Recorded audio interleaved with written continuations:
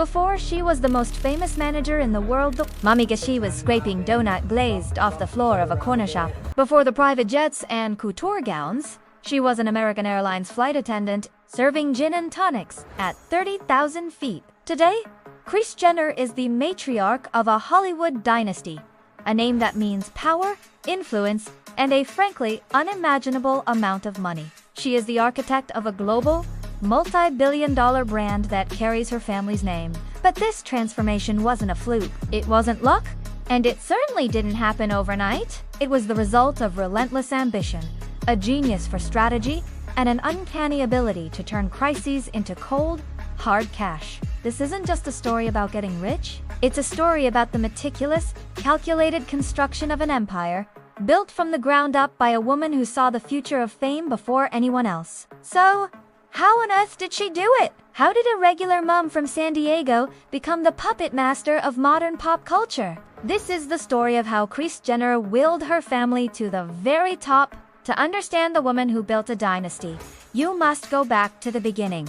Long before the world knew the name Kardashian, you must go back to Kristen Mary Hatton, a girl from San Diego whose ambition was forged by two things: the sting of instability and the example of fiercely independent women. Her childhood wasn't one of poverty, but it was rocked by an earthquake that would give her a lifelong hunger for control and financial security.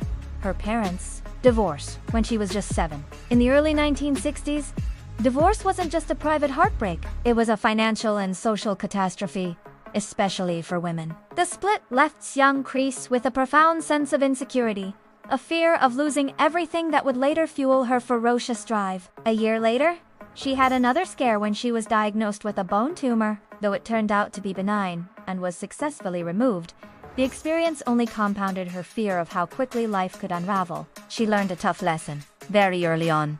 You must rely on yourself. This lesson was hammered home by the women in her life. Her grandmother, Ethel Campbell, was a huge influence, a woman who'd packed up and moved to Southern California on her own and built a life for herself. She was self-sufficient, confident, and a template for survival. Kris was taking copious notes. That self-reliant streak ran in the family. After the divorce, Kris's mother, Mary Jo, opened a children's clothing store called Shannon and Company. It was here, amongst the tiny outfits and the daily grind of retail, that Kris got her first real taste of business. She was learning about inventory, customers, and the all-important bottom line. This wasn't just a teenage job. It was an apprenticeship in entrepreneurship. Her other jobs were just as formative. A classic teen gig at a donut shop gave her a baseline for the working world, a reality she would later leave far, far behind. But it was her time as a flight attendant for American Airlines in 1976 that truly opened her eyes. For a young woman from San Diego, it was a ticket to a world of travel, sophistication, and a glimpse of the kind of wealth she'd only seen from a distance. She wasn't just serving drinks in first class, she was studying a world she was determined to join one day. Not as staff, but as a peer. She skipped college, deciding the fastest route to the life she wanted. Its stability, family, and status was through marriage, not a university degree.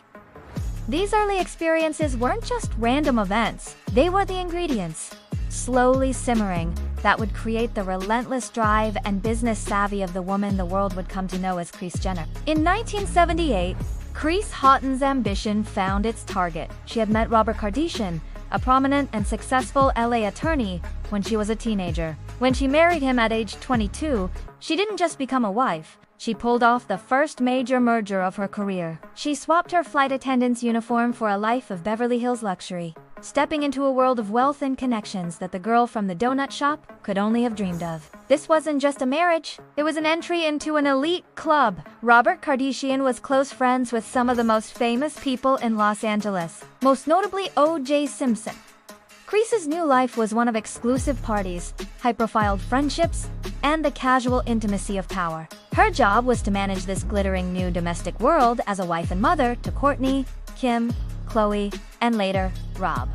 On the surface, she was the perfect Beverly Hills housewife. But underneath, she was becoming the CEO of the Kardashian household, managing schedules, social calendars, and the family's perfect image. It was a role she was brilliant at, a small-scale version of the empire she would one day command. This period From 1978 to 1991 was her time in the gilded cage.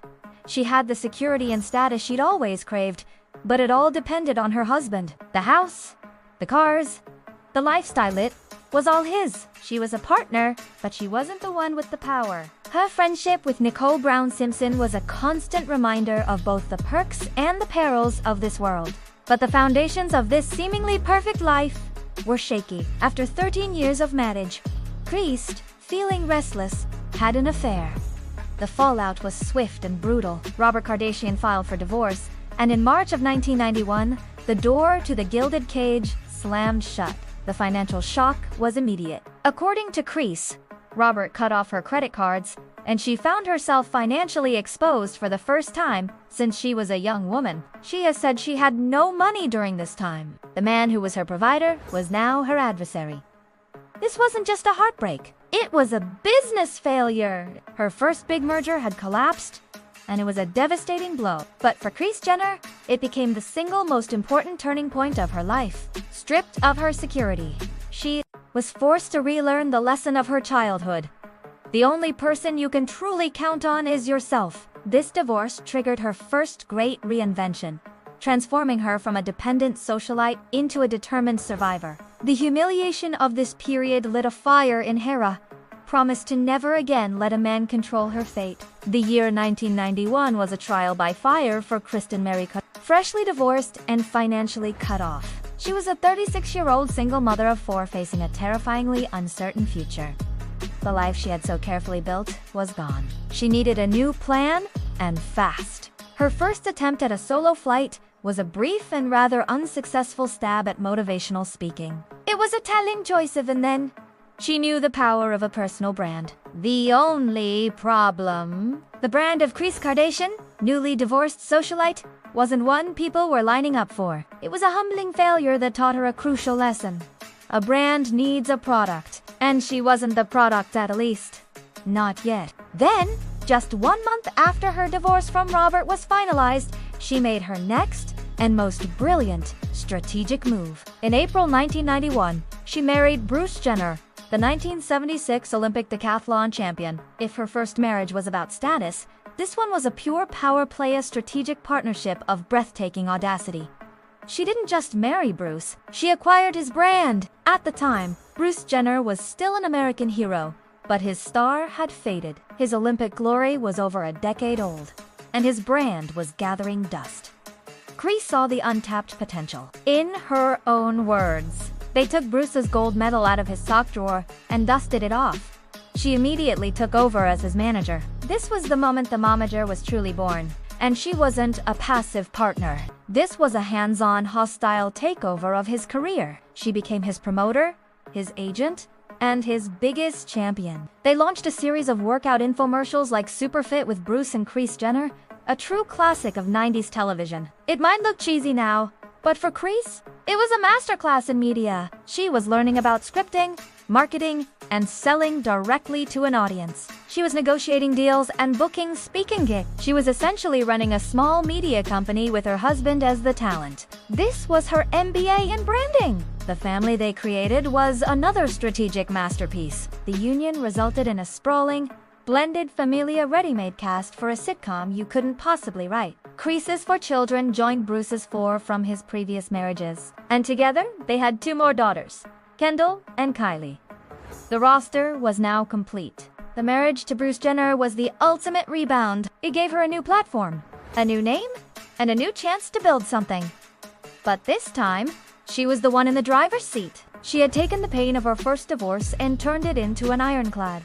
Resolved to be in control. She was no longer just managing a household. She was managing a brand and honing the skills that would let her spot the next great opportunity, one that would be sparked by scandal and ignited by her own daughter. By the mid-2000s, the Kardashian-Jenner clan was a locally known, sprawling family running a boutique called Dash, which Kris was hoping to get some publicity for. They were on the edges of fame, mostly thanks to Kim's friendship with Paris Hilton. They had a brand, but no one was really paying attention. They needed a spark. In 2007, that spark arrived in the most controversial way possible. A private tape of Kim and her then-boyfriend Ray J was leaked. For any aspiring star, This was the ultimate crisis, a career-ending scandal. The details of how the tape got out are still debated. But what isn't debatable is the strategic genius of the response that followed, the response orchestrated by Kris Jenner. Where others saw shame and disaster, Kris saw an angle. She understood a crucial rule of modern fame.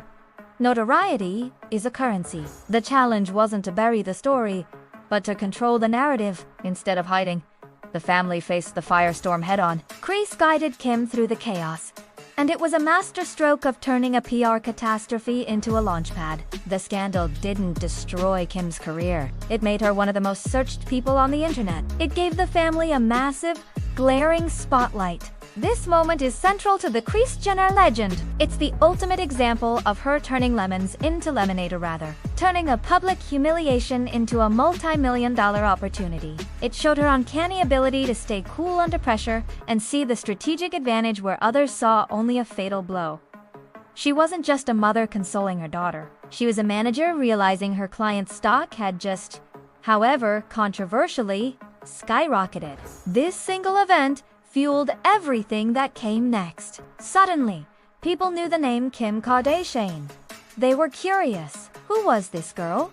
Who was this family? The scandal had created a massive, captive audience, and Kris Jenner knew an audience was a terrible thing to waste. The tape wasn't the cause of their success, but it was the catalyst. It gave her the leverage she needed to walk into a producer's office and sell a show about the family everyone was suddenly talking about. With the world now buzzing about her family, Kris Jenner knew her window of opportunity was wide open. The scandal had created the heat. Now she just needed a way to monetize it. The TV landscape was primed. MTV's The Osbournes had proved there was a huge appetite for fly-in-the-wall shows about the chaotic lives of semi-famous families. So, in 2007, Kris made her move. She set up a meeting with an ambitious producer who was also looking for the next Osbournes-style hit, Ryan C. The pitch was simple: a show about her loud, large, blended family. Seacrest was intrigued and sent a cameraman to film a family barbecue. There were no scripts, just the raw, unfiltered chaos of the Kardashian-Jenner clan. When Seacrest saw the footage, he knew he'd struck gold. It had all the right ingredients: sibling rivalries, glamour, comedy, and a formidable matriarch holding it all together. Kris never had any doubt. As she later told the New York Times Magazine, "Everybody thinks that they could create a bunch of drama in their lives, but it's something that I felt I didn't even have to think about. It would be natural." She knew their everyday reality was compelling television. The show was picked up by the E! Network with lightning speed. On October 14, 2007, Keeping Up with the Kardashians debuted. But the most critical move Kris made wasn't on camera. She didn't just sign on as talent, she negotiated a role as an executive producer. This was non-negotiable, and the cornerstone of her entire strategy. It meant she wasn't just a star of the show. She was an owner. She had a say in the editing, the storylines, and the show's direction. She had control. While her kids were becoming famous, she was in the control room, learning the TV business from the inside out. The show was an immediate, explosive hit. It became one of the longest-running reality shows in history. The mothership that powered every venture that followed. It was a weekly, hour-long advert for the Kardashian brand, turning her children from tabloid figures into global celebrities. Spin-offs, like Kourtney and Khloe Take Miami and Kourtney and Kim Take New York, quickly followed, expanding the brand's reach. Kris Jenner hadn't just created a TV show, she'd created an entire media ecosystem with her family at the center and herself, as executive producer, firmly in charge. With Keeping Up with the Kardashians as the marketing engine, Kris turned to the next phase of her master plan. Turning fame into a fortune, she wanted her family to be wealthy, to build an empire that would outlast reality TV. To do this, she perfected a role so unique she had to invent a word for it. The Momager. In a move so brazen you must applaud it.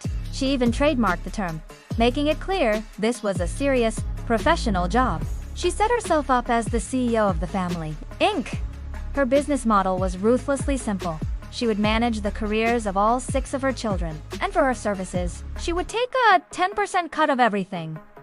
This wasn't a secret. It was a key part of the family narrative, framing her as a shrewd business partner. As she told Forbes, her job was to help them identify what it is that they want to do, help them create a business build an infrastructure, and help them focus. The results were staggering. The most spectacular example is Kylie Cosmetics. The venture started with $250,000 of Kylie's own money to produce the first 15,000 lip kits. When they launched, they sold out in under a minute. By the end of 2016, the company had generated over $300 million in revenue. Years later, when the beauty giant KUWTK bought a 51% stake in the company for a jaw-dropping $600 million, it was revealed that Kris herself held a stake, netting her a personal windfall of around $30 million on top of her management fee. This pattern was repeated across the family. She was instrumental in launching Kim's shapewear brand, SKIMS, which has been valued at over $3 billion. She guided Khloe's denim brand, Good American, and Kourtney's lifestyle platform, Pouch. She even helped navigate the notoriously tricky world of high fashion to establish Kendall as one of the world's top supermodels. Each child's talent was turned into a profitable brand, all operating under the Kardashian-Jenner ombre. This was the culmination of everything she had learned: the retail experience from her mother's shop, the marketing skills from and the media savvy from producing Keeping Up. It all came together in her role as the Momager. Her 10% was more than just a commission. It was a symbol of her absolute control over the dynasty she had willed into being. The empire Kris Jenner built has proven to be not just profitable, but incredibly resilient. The journey that started in a donut shop led to a multi-billion-dollar dynasty that has so completely saturated pop culture. It's become a benchmark for modern fame. Her legacy is clear. First, she rewrote the rules for reality TV.